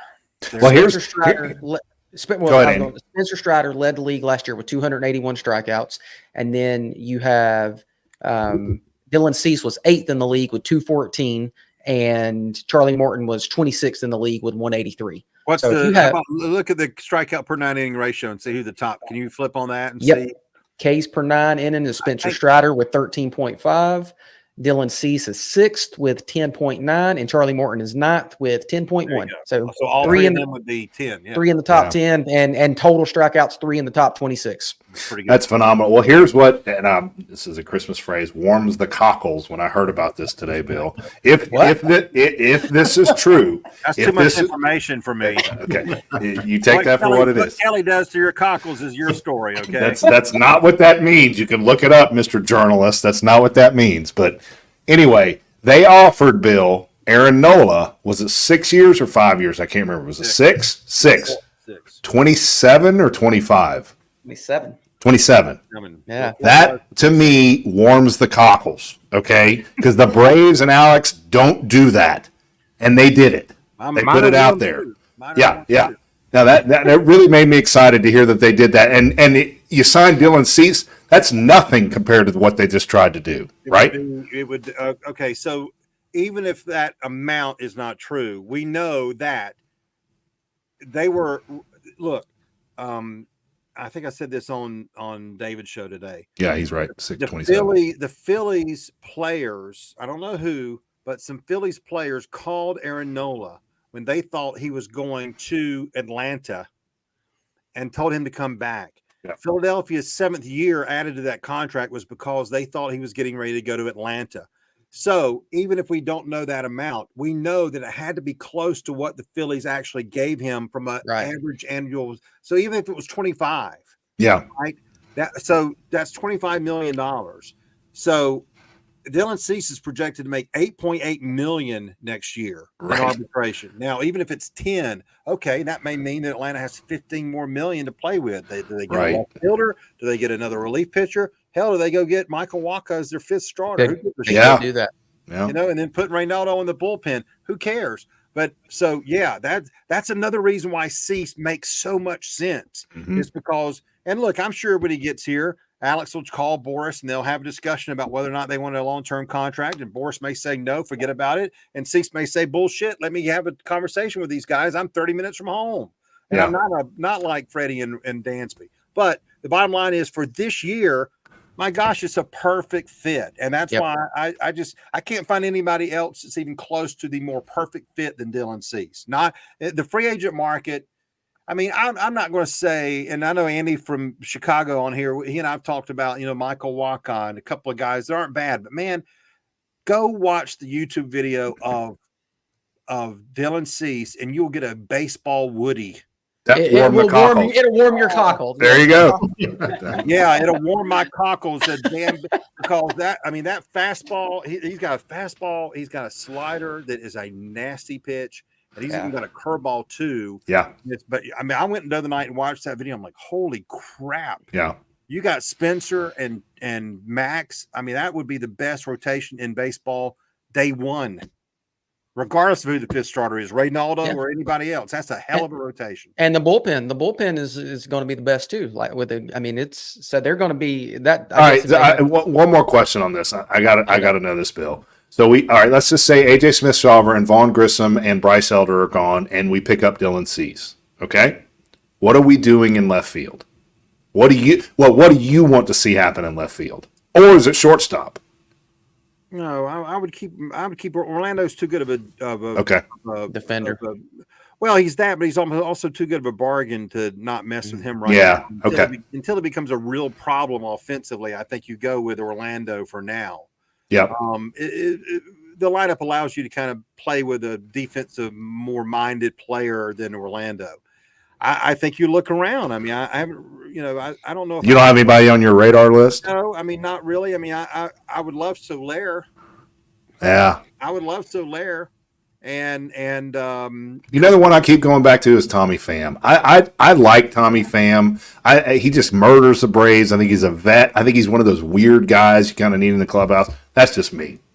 well, I wouldn't be opposed to that. That wouldn't be. I mean, he's got what 15 teams after him. He said the other day in some podcast. Is that right? Is that right? Yeah. So I mean, God knows what he's going to be paid. Yeah. I mean, I'd rather have someone like Soler that I know about. Who, my God, can you imagine Soler in that lineup? Holy crap! You know, right. That would be unbelievable. And I don't think he was that bad in the field when he played out there for us. No, he was fine. He was fine. Pretty good. So. I mean, I think you just got to go find somebody. I don't know. So it doesn't worry. It doesn't worry you then if you lose Vaughn. Really, okay, not really. I mean, I like Vaughn, and I wouldn't mind him being in left field, but I think he's trade bait for me. I'm telling you, if they got a pitcher like Dylan Cease, I like AJ Smith-Shawver's potential. Don't think that I don't, but he's 21. Yeah, and we're talking about a 28-year-old guy who again has 3 straight years of 30 or more starts and 200 or more strikeouts. And he had a 2.20 ERA last year, and he finished second in Cy Young. Yeah, oh my gosh, Andy. So it's like that's an unbelievable arm to acquire, and I just, you know, I would love it, and I think it would be but if you were able to get also value for Bryce Elder, look, I mean, God bless Bryce, he was all-star and everything. You know, Bryce Elder, no, not for a championship team. There's no way he would have been sniffing the rotation in the playoffs if not for what happened to Charlie Morton. No way. Yeah. You know, and so it's like they need to take advantage of his value and get him out of there. Well, you think about it. If they make that deal and they get to the playoffs and you're starting Spencer Strider, then you start Max Fried, then you start Dylan Cease. And then that gives you flexibility with Charlie Morton if you needed him to be a long guy in the bullpen, or because they're short series, you only need 3 starters. So that'd be as good as anybody in the league. It'd be. Yep. And that's been our bugaboo 2 years in a row, is that 3 of 5, right? Yep. That 3 of 5's killing us. Right. It'd be unbelievable. Well, guys, we've been going at this for about an hour and 10 minutes. So let's just skip the Falcons. They won. We're in first place. Hey, Super Bowl, here we come. They beat the Saints. Come on. Well, that's all we need to know. I'll tell you what. We appreciate you getting on here with us. I appreciate you guys having me. It was fun. Thank you, Chris. Hey, I'll tune in each week. Now, you know what? Can I bring someone in to the podcast real quick? Yeah, if you got, we can give them the link. Would y'all? I'm gonna send the link. Hold on. Send that to them. Sounds I got good. somebody angling to come in for just a minute that wants to get say them on hello. here. See you, Chris. Thank you. Hey, man. Appreciate it. Let me see. Let me see if I can get it to him. Let's see if he'll come in and say hello, because he's really angling to. And in the meantime, we can make fun of the Falcons who are going to get beat by the Jets. That'll happen. I don't know. They were just the better of the bad last week, I guess. I don't know. They both suck. Neither team struck me as like wanting to win that football game. That's the way it was. It was just kind of like out there. Whatever. I mean, we beat the Saints. I mean, I'm not going to bitch about beating the Saints. I hate them. So we beat them. Screw them. I loved it. Absolutely. I can't stand them, and I hate them. I can't stand the Saints, and I'm glad they beat them. But our coach is still a douchebag. He is 100%. Well, I'll just, not to get in the weeds too much, but Bill, this was classic Arthur Smith to me. There at the end of the first half, we're going in to try to score, and Cordarrelle Patterson has gotten the ball 2, maybe 3 times in a row, and he is mauling the Saints. I mean, and he's coming up, and you know how he runs. He runs angry, like you said, Kendall Milton does. Yeah. And he's just mauling them. And he's getting up and going crazy. And the next play, he pulls him out of the game and tells Dez to throw a pick. That's basically what he did. You're out. You're hot. Sit on the bench. Dez, you throw it across the middle. Pick.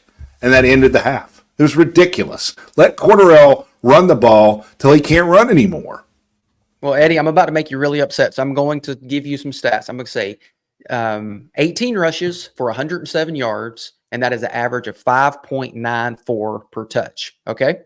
Then Then you have 16 rushes for 91 yards. That is an average of 5.7 per touch. So the first number I gave you was Tyler Algier and Cordero Patterson. And again, not knocking Bijan Robinson. We did not need him. It was, I don't know. It just makes you so angry when you have Tyler Algier, who was great, when you have Cordero Patterson. And you got Jalen Carter standing there, and how much better would this defense be if we had Jalen Carter and Grady Jarrett's hurt, by the way, right? And it's ridiculous. It's just ridiculous. Yeah, it's I mean, but like I said, and then Desmond Ridder, I was listening to Bill's show, and again, for the viewers out there, if you are not listening to the Bill Shanks show every day from 3 to 7 on the superstations.com, shame on you. If you want up-to-date Braves, Dogs, and Falcons news, listen to the man. I mean, like we'll be doing predictions tomorrow. We'll have Anthony Dasher of UGAsports.com. Great.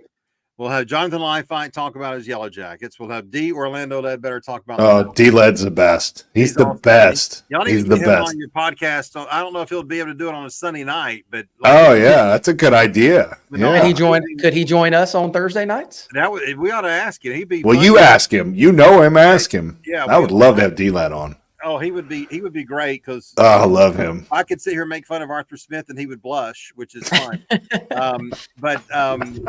No, we have great guests, but we'll be taking predictions tomorrow. Y'all can give us predictions right now if anybody's in there and wants to give us a prediction that's still watching. Yeah, if you're watching. I think Andy didn't Andy give us a prediction? Yeah, he did. 41-27. Well, I said 41-27. Andy Adams.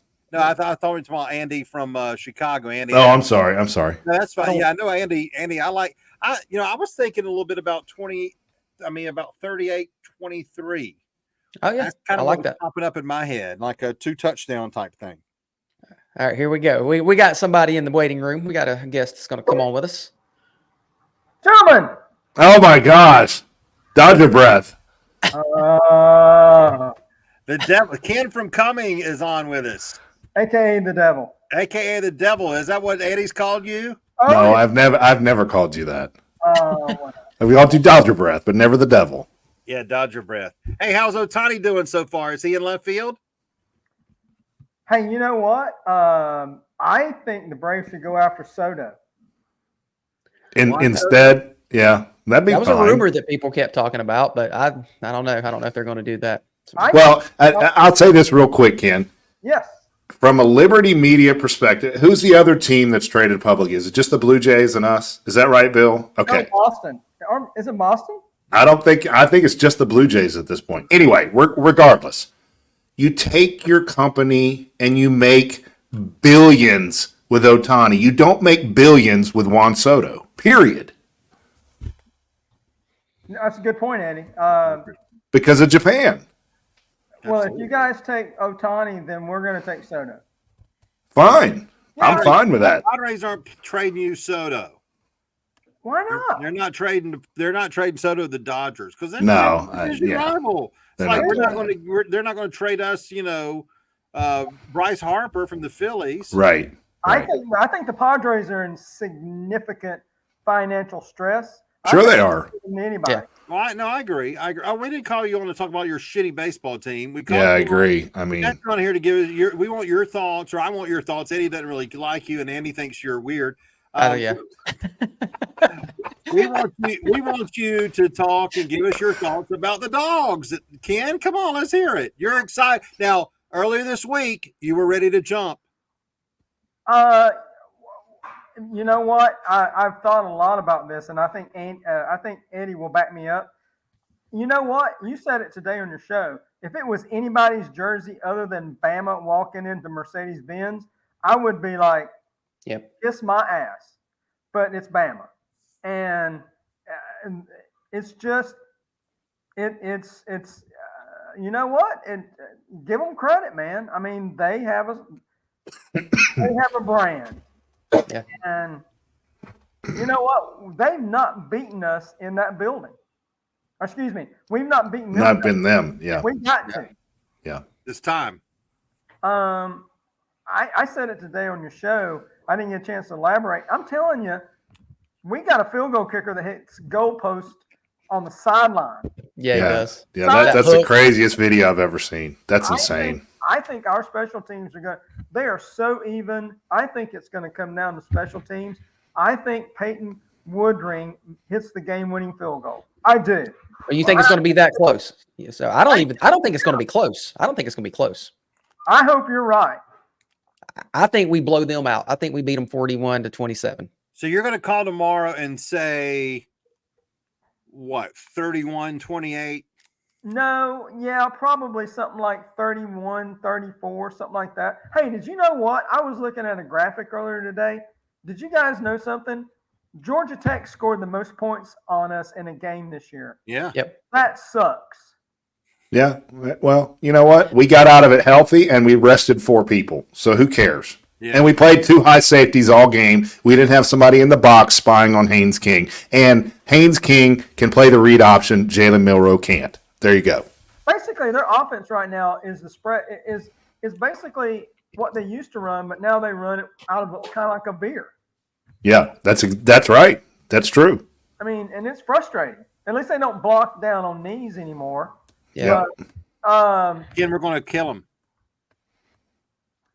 I hope so.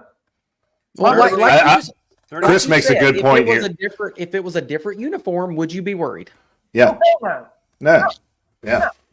We're going to dominate them. All right, but so Ken, he's sipping on water.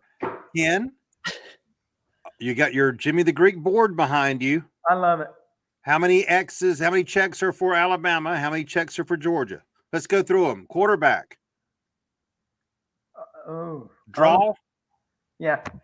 Okay, I'll say draw. I'll be because of his importance to Alabama. I'll say draw. Running backs. Georgia.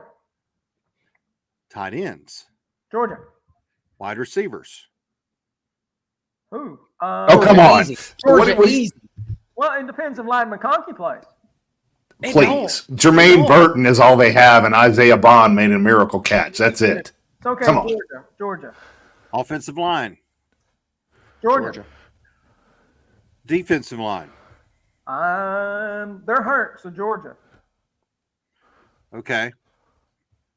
I was going to give him that one, but anyway. Yeah, I was going to say push maybe and Bama. How about this? How about defensive tackles?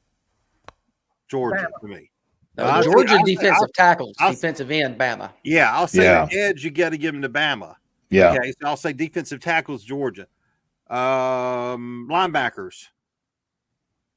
Georgia. Cornerbacks. Georgia. Safeties. Georgia.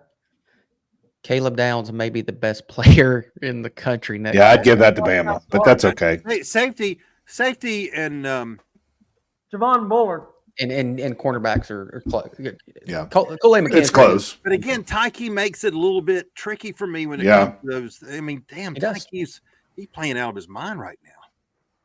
No, you're right. I mean that's true, but you still is like, all right, how many categories does Georgia lead over Alabama? Andy, did you keep count? I mean, I think we had a couple of pushes, so it was basically like 7-2 is pretty much kind of where we're at. So. Now Alabama may say, if it was just 4 people talking about Alabama, they may say 7-2 Alabama's favor. I get that, but still, it's like I feel good about things. I do. Field goal kicker is even. Yeah, their field goal kicker is good. We have a better punter. But yeah, I think we have got a better punter. Is there going to be a special teams? Is Nick or Kirby gonna do something stupid? God, I hope not.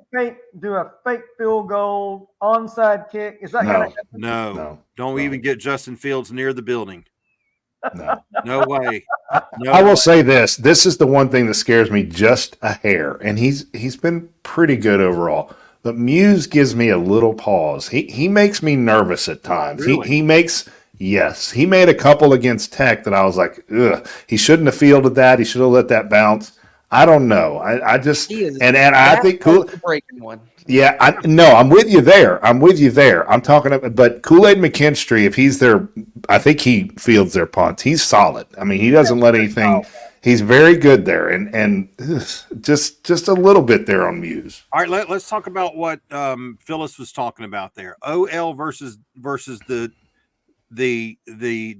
OL versus OL is the Alabama. meaningless. Yeah. So it's like, all right, their defensive line versus Georgia's offensive line. That's where I'm I'm glad you brought this up. I personally think Ernest Green is going to take what's his face? Dallas Turner. Yeah. It's going to make him his bitch tomorrow on Saturday. And I think Amarius Mims says, okay, come over here and get you some of my black ass because he's going to kick his ass too. I don't think Dallas Turner touches Carson Beck. That's the one thing. Yeah, so that's the one thing Kirby does, and that's what you have to key in on Alabama. It's Dallas Turner. We're going to key in on that guy and take him away. So what else are you going to do? Right? Remember what they did to Anderson? Yeah. And neutralized him. Completely neutralized him. And the Falcons still didn't draft Sawyer, and who came in? Broderick Jones. Yep. I think our offensive line wins the game on Saturday. Bill, you had a guest on today. Brent was on, and then you talked to a couple of guys. You talked to Chip, and you never really got into the offensive line. I think our offensive line shows up on Saturday and basically lays a big old pear on the table and says, bring it. Yeah. I don't care how many guys you bring, we're going to protect Carson. Yeah. I was, again, I don't know why. I've just always loved to go down before the games and watch the linemen, defense and offense. And, man, I was watching those offensive linemen last week, and I'm like, God almighty, I'm telling you, when Andrew Thomas and Isaiah Wilson came to Georgia in like 16, it was like, okay, that's what Mr. Smart was talking about when he was talking about LOS, right? He was on them right there, because them right there make Matt Stinchcomb look like, Charlie Chris, which the three of us will know who that is. But anyway, monsters. You look at another name, Marius Mims, and I'm looking at him like, God almighty knows. He's a tree. And Amarius Mims' high school coach told me before his junior season that Kirby had told Sam Pittman that if he doesn't get Amarius Mims to Athens, he was going to fire him. Now I know why, because that man's a tree, like you said. And it's like, look at Tate Ratledge, look at Cedric Van Pran, just and look at Monroe Freeling. Look at Michael Morris. Michael Morris. Yeah. Every one of them. They're massive. Morris is 6'5". He's 345 pounds, and he looks literally like a block. He's a block. Absolutely. And he does not get moved. When I saw Tate Ratledge today, he was with Amarius Mims and a couple other players. Amarius Mims is a freaking wall. The biggest guy I've ever seen in person is Jordan Davis. That guy is as big as my wall. No lie. He is massive. But this offensive line, they're just massive. Tate Ratledge is a huge guy, and Amarius Mims is taller. It's just crazy. But you know what, today, Ken, when Chris Hefner was on there, and he was talking about their game last week, and he said, look how many yards we ran against Alabama. And we're talking about Auburn. We're talking about Auburn's offensive line. We're talking about Auburn's running backs. We're talking about Jarquez Hunter, who was like MIA for some of the games. Auburn ran for 244 yards against Alabama. And come on now, that's so if Auburn can't we? Yeah. And I can tell you, if we run for 200 yards against Alabama, they ain't beating us. They're not going to beat us. It ain't going to happen, Yep. And so it's like, I'll take my chances of that. That's 5.8 yards per rush on Alabama. When the hell is that last time that's ever happened? Who are going to be the running backs on Saturday between Edwards and Milton? Who's going to be the third back? Dylan Bell? Do you think Dylan Bell? So we won't see anybody else? I think we will. Yeah. Who do you think would see? Yeah. Are they going to bring in Andrew Paul, which I really like the guy, but you don't want him in there. He don't have much experience. It's going to be garbage time. It's going to be Roderick Robinson and Andrew Paul. There you go. Right. I think Dylan Bell's your third, because I think they're going to try. Probably right. Yeah. I think they're wanting to do a lot of passes out of the backfield. I really think that Dejon Edwards can get a lot of. And Dylan Bell gives you that. He now gives you that new weapon. Hey, you got to watch out. He might throw the football. You don't know what he's going to do, or you don't know. I told Bill today, Dylan Bell is the next Ladd McConkey. I mean, he really is. He's better than Ladd McConkey. He's more talented. Essentially, a 1A private school in Georgia. That's insane. We He's a beast. You need to come to Georgia. Does Justice Haynes carry the ball on Saturday? Oh yeah, he'll get it. He's going to have to. Yeah, but I'm not worried about it. I mean, I'm really not. Boy, that's kind of an interesting dynamic, though. From a standpoint of right? I don't know. I'm just playing devil's advocate here. I'm here to just mess with your head, Bill Shanks. I'm trying to think of something that will worry me. It's like Milroe, okay, and like Eddie said it now, even though Eddie's circling around, it's like there's no way. His internet bill. He said his laptop died on him. Oh wow, plug it in is good.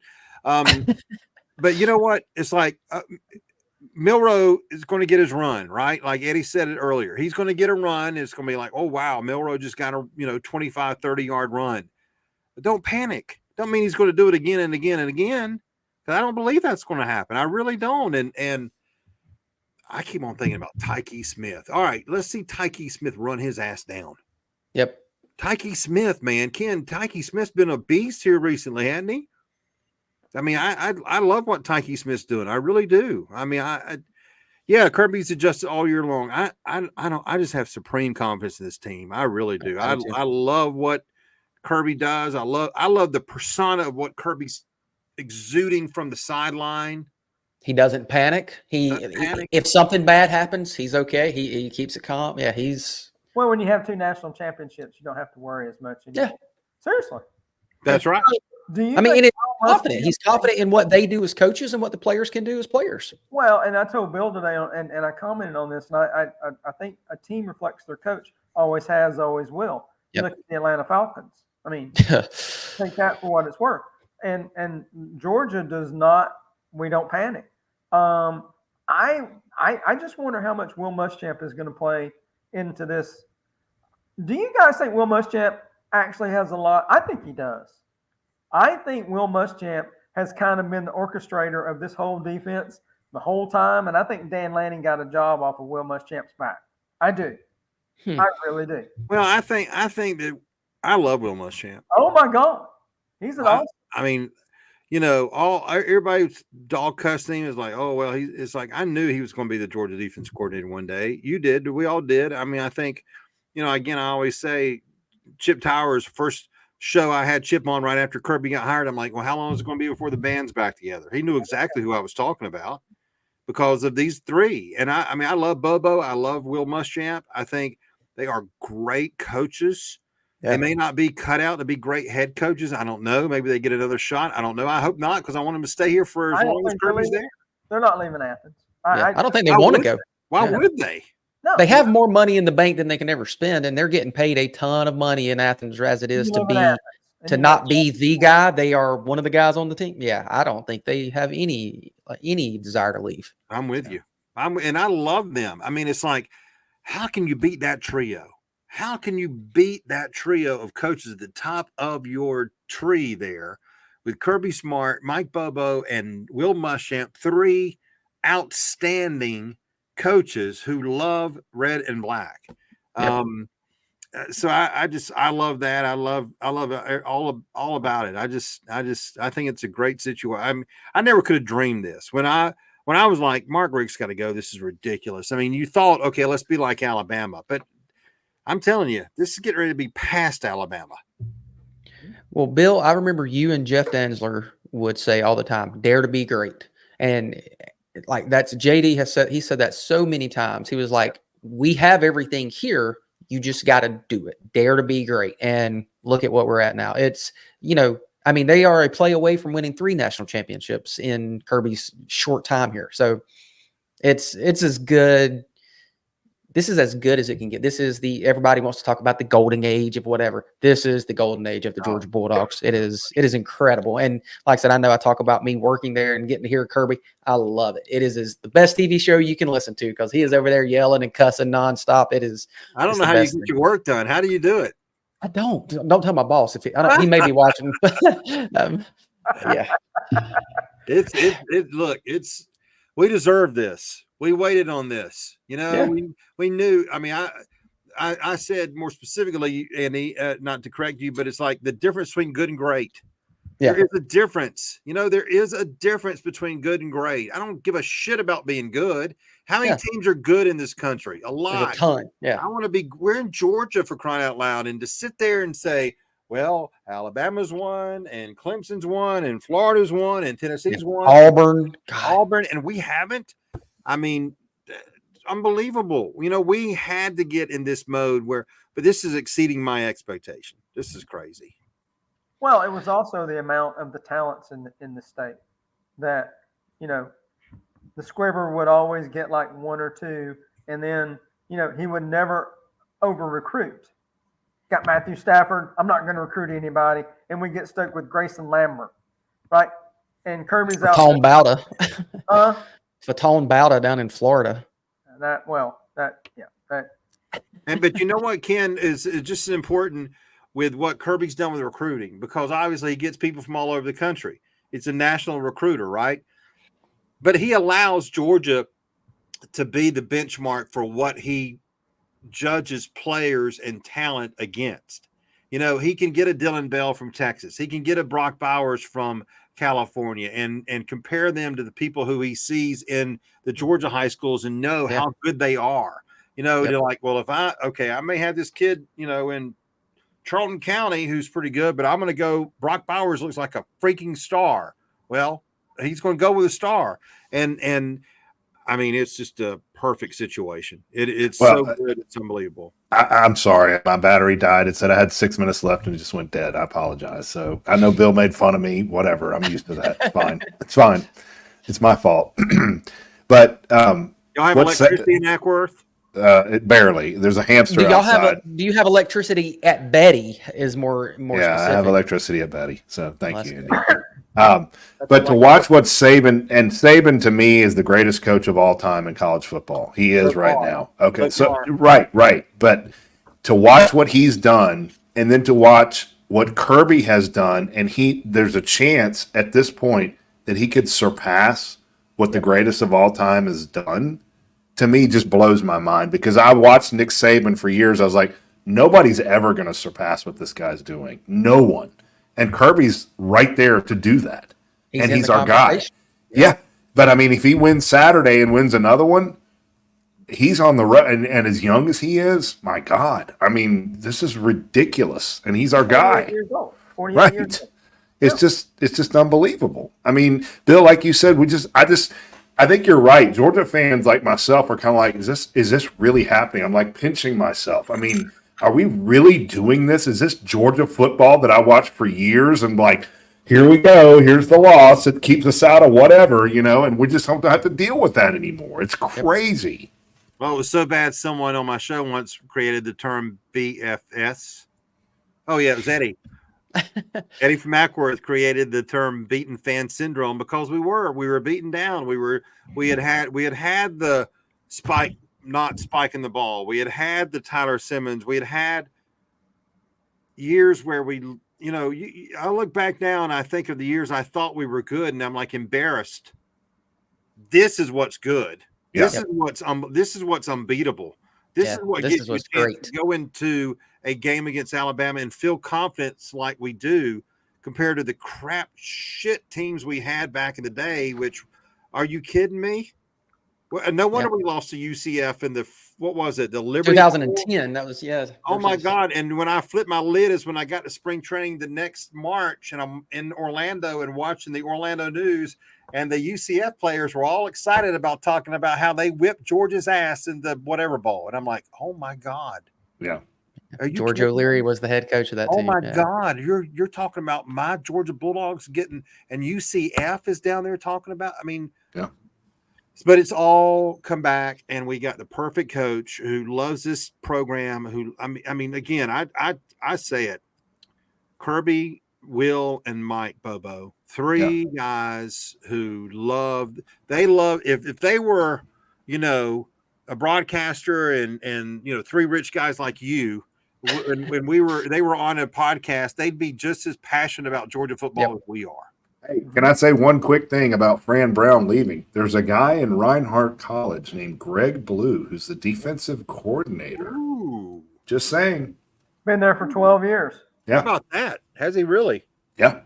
Wow. But there's a reason he's been there for 12 years. And I'm not saying that good or bad, but it's not like Kirby doesn't know where he's at. Yeah, no doubt. That's a good point. No doubt. That's a really good point. Yeah. That some bitch could hit.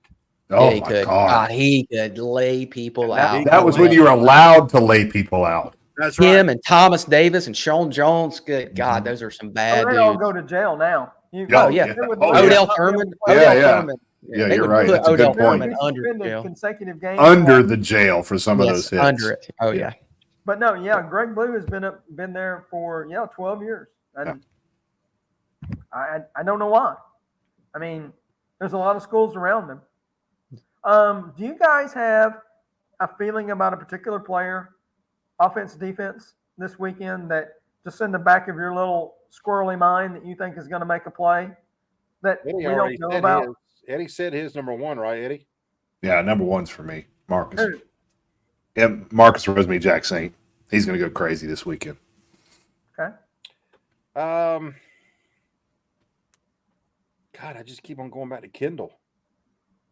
It's hard to argue with I that. think Kendall's going to have another 100-plus yard game, and to think that our number one running back has been reduced to the backup. I mean, he's not the primary back right now. Kendall Milton is. Yeah. You mean Dejon is? Dejon starts. Dejon Edwards, but I mean, Right. to me, Kendall Milton's the primary back that has last. Do you think Kendall starts because of that fumble last weekend? Does that matter, or does Kirby that's just I one think it off? matters. You don't I think it think matters? Kendall's going to start and get the bulk of the carries because You think been Kendall's so going to good. start? That was my question because Dejon think typically starts. I think Kendall will take the first snap. I think. Oh, okay. I don't know. I may be wrong, but he got the bulk of the carries last week. But I do think Dejon Edwards is going to make a play out of the backfield and catching the ball. I think he is going to get a swing pass and he's going to go a long way. I love that He may guy. get 2 or 3 out of 2. He's just a workhorse. Yeah, he is. I mean, there's so many that it's hard to answer that question, Ken, because there are so many people that you want to pick. It's like you want to pick someone who hadn't done something, but heck, they've all done something. Yeah. I mean, the low hanging fruit, Kamari Lassett or Javon Bullard. I mean, you got these low hanging fruit guys that are. Who's yours, Ken? I keep going back to a guy that Bill loves. It seems like he's been there. Just Jalen Walker, close, so damn close. Yeah. I mean, him and Damon Wilson have come in this year on third downs. You guys, I'm sure, have seen that probably since the Missouri game, and I mean, it's basically their package. They come in on third down, like 3rd and 5 or more. Those two are coming in on defensive ends, and they're coming. And so I like Jalen Walker a lot. And we'll see. I don't know. It's just a feeling. I remember the game he made wasn't against TCU, or maybe it was TCU. He sacked what's-his-face. He abused the hell – well, we abused him the whole game. So everybody abused him.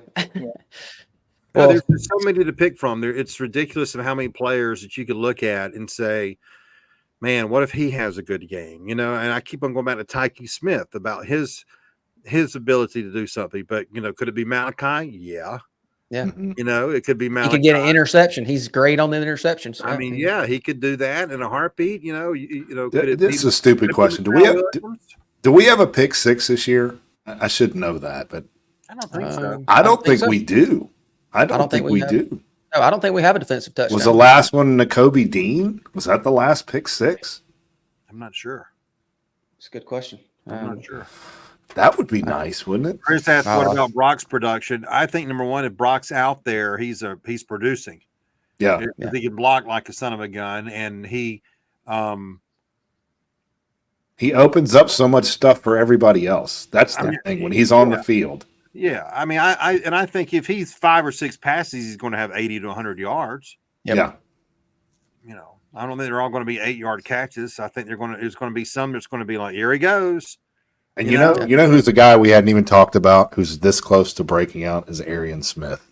He's been getting feeded a little bit here and there. He's going to have a massive play at some point in this run. He's going to. Maybe on a jet sweep or something. He might house something like that. That may be your third running back. That might be your third running back. Let him have some jet sweeps and let him just take off, because that speed is pretty good. I mean, we saw it last week, right, when he kind of got in there because of those other three being out. But and I like Marcus Rosemary-Jack Saint. I think he's a great player. He's just a big kid. I like him. I mean, I love this team. I do. It's just so fun to watch them, and so fun to see. All right, who's it going to be tonight? What do we make? 10 players when we're going around the horn? Yeah. 10 players. I mean, it could be so many of them that could step up and do the job. There's no. Maybe it's the 5 offensive linemen. It could be. That's what maybe there's a big pancake block that breaks that springs into Milton. Maybe that's my group, because I think if those guys, again, I circle back to them, if they do what Stacey Searles wants them to do, I mean, the game may be won from the jump. Well, maybe Jared Dawkins comes down the center and sacks and Milrow. Maybe there's a big defensive tackle with a sack. There's all kinds of things that could be huge. But you try to think too, all right, well, what could be our problem? It's like, okay, their offensive line's improved here recently. They've gotten better the last few games, but they've given up 39 sacks. We know what Milrow's going to have to do, but can our defensive line, who has been leaky at times, tighten up and get the job done? Right. I don't really have that much of a worry about that. I mean, again, I'm not saying they're not going to give up yards, but I just don't think they're going to be but they can be gashed by Georgia Tech. Doesn't mean they're going to be gashed by Alabama. It's a difference. Right. It's just a difference. And Ken had to go take a 10-100, better than a 10-200. But I don't like. What am I worried about? I don't know. What are y'all worried about? Anything per se? Worried? Just Milrow scrambling around. Just him break and contain, and you do everything right, and then he breaks off 40, and you're like, oh my god, that can get into defense. Don't do it 3 times, right? Don't do it 4 times. Right. If he does it in one drive to let them go down the field and score, okay, the next drive let them go 3 and out, right? Yeah. Stop their momentum by not letting them get out of control, because that's what we've not allowed any. We didn't let Tech get out of control. Don't give me a fucking break. We didn't let Tech get out of control the other day. No. That game was this close to being 38-13. Yeah, I mean, we had that was that's damn refs. The refs were horrible. Yeah. We were that close to blowing them out. That's something we haven't talked about, Ken. You bring that up. The refs are going to come into play this Saturday. They are. God, it's Bama. Bama has yet to be called for a face mask in any playoff, in any that they don't get called for face mask. I don't know why, and that's going to happen. There are going to be some things we're going to be like, "What the hell are you looking at, refs?" Okay, and how do they overcome that? Because it's going to happen. I think it's going to be a good day Saturday. I think the Dogs are going to go out there and all the talk about, well, if they lose, who's got to lose for the Dogs to get in the Final Four? I don't think that's going to matter. I think come about 7:00 Saturday night, the Dogs are going to be letting the confetti come down. Because I disagree with you, Bill. I'll call you on the show tomorrow. They're out if they lose. They're out. Georgia's out. They're out. Maybe. Yeah. There may be a way for them to get in, but I've been thinking about something, because Hancock said on Tuesday night they've kind of changed their course about the best teams are getting in the playoffs, right? They said that the best. That's what he said. Right? They did. And before, it's always been deserving. And I read an article after your show, Bill, and I'm not taking credit for it. It was on Twitter, but basically the guy said, okay, if it comes down to Georgia and Florida State, he was like, provided they win. Yeah. So it's like you walk into the room with the committee members and say, Florida State versus Georgia right now, who you picking? Yep. No, I'm serious. Every one of them is picking Georgia. Every one of them picks Georgia. So, but will they? But don't you say that about FSU and all the other teams that may be in the top 4? Yeah. I mean, okay. Let's show of hands. FSU versus Michigan, FSU versus Oregon or Washington, FSU versus Georgia. Ain't gonna be hand raised in there. No. Yeah. So, and I don't care what they say. I don't think they want another bloodbath like they've had. I mean, Well, We'll see. I go back and forth on it. It's something. I know I'm with you, but sometimes I'll say, "Ain't no way they're going to tell that Florida State team if they're 13, though they're not going to go." But then I think again, like you're saying, I mean, But then I keep on asking the question: how bad does Georgia have to lose to not still be considered on Saturday night as one of the best 4 teams in the country? okay, stop Exactly. and think about this because this happened. Remember, Alabama backdoored into the playoffs in 2017. Yeah. Right? They didn't even play. They didn't even win the damn conference championship. Hell, Ohio State did that last year. TCU did it last year. They lost to Kansas State right. in there. Yeah, but I'm saying Ohio State was sat at home. At least TCU played for something. But they all came from 6. That's the difference, right? They came from 6 up to 4 or 3. Nobody's ever come from 7 or 8 to 4. So we're 1, and you're not going to put us in if we lose? That's what I'm saying. I don't see it. Let's just agree that the Dogs win it. They just have to win the game. Yeah, and I think they leave no doubt. So I don't. I think they exactly. Well, guys, we've been going at this for an hour and 45. You want to put a bow? Yeah. Why don't we put a bow on this? Hey, get up and do it tomorrow, Bill. Coming up next, the Today Show on NBC. There you go. We'll talk about pregnant people, right? Pregnant people. There you go. What's his name? That's going Who? to show up. The who? I don't know. The weatherman. What the hell? The weatherman, yeah, who lost all that weight. Al Roker. There you go. Al Roker. Oh, yeah. Chris Taylor. Is Chris the only one watching? Right now. Well, we have it's Chris right now is the only. Well, no, we have more people than just Chris watching, but he's the only one commenting. Okay. Yeah. God bless those of you who stood through us through an hour and 46 minutes. You, like the 4 of us, have no freaking life. Hey, as long as you're watching Georgia football or the Braves, you have a great life. That's Hey, all by I the got. way, Eddie, good luck to Marist this weekend. Yeah, they played it, and I was gonna. Can you say that? I was gonna go tomorrow because I want to watch them play because they're at home. But the weather forecast is awful. I mean, it's going to be brutal rain, so I'm going to watch it at home. But yeah. If I can get back to Macon on Saturday night, whose house am I coming to, Ken's or Eddie's? Well, I'll cook for you. I know Eddie will. Box. You come cook. I'll come cook for you. Eddie will probably make you cook it, whatever. No, Eddie has a butler. He has a chef. He has all of those things. Yes. So yes, I have a maid. I have all those things. Yes, that's exactly right. Is her name? Yeah, yes, her name is Florence. Yeah. You have a maid named Florence, and you have a butler named French. There you go. Yeah. I thought it was Mr. Cabot. Yeah. Same thing. You're welcome anytime, Bill Shanks. Anytime. All right, guys. This was fun. I enjoyed it. So everyone that's listening, we appreciate it. Come back next week. Like I said, do us a favor if you can subscribe, and share it. Tell your friends. Like if you want to hear Bill cuss, you want to hear Ken, a.k.a. the devil, come in here and make fun of Eddie. Fucking Dodger. Fuck you. That right there. That wraps the show. Make sure you listen to the Bill Shanks Show every weekdays from 3 to 7 because you will get the most up-to-date information about the Braves and the Dogs. So if you don't listen, well, you suck if you're not listening. So. Yeah. There you go. Guys, Andy just cursed. My God. Hey, I said suck. I'll be blamed for it. That's right. Bill's fault. It is Bill's fault. Hey, y'all, let's say this as we go. Go Dogs. Go Dogs. Go Dogs. See you guys.